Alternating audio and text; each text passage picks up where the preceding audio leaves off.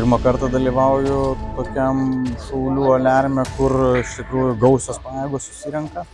Bet iš tikrųjų yra tekę dalyvauti ir kitose nacionalinėse kariuomenės pratybose, kur šauliai, kaip ir mes suprantame, yra tų pratybų integrali dalis. Tai šaulius teko matyti ne tik pratybose, bet matyti, reiškia, ir padedant valstybei krizių atveju, kas tai būtų pandemija, pasienio krizė.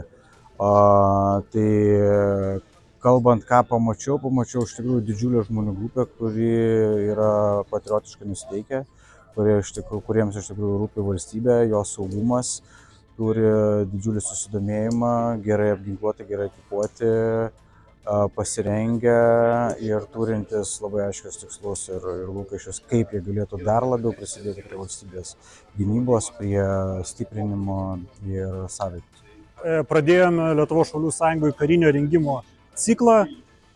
Sausio mėnesį turėjome didelį mokymą periodą, kur nuotoliniu būdu kvietėme rinktinių šaulius, tai yra kuopų vadus, būrių vadus, prisijungti ir išklausyti paskaitas. Manau, vykęs projektas, apie 600 šaulių dalyvavo šitam mokomajam periode.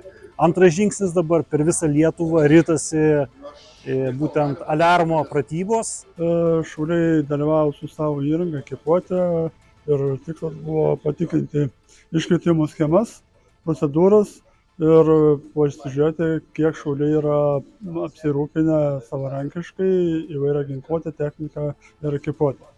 Tai pratybos sėkmingos, jokių incidentų nebuvo, šauliai tęsė savo pratybas arba grįžta namo.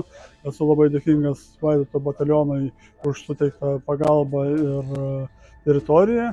Sulaukime garbaus svečių, kurie parodė dėmesį šauliams.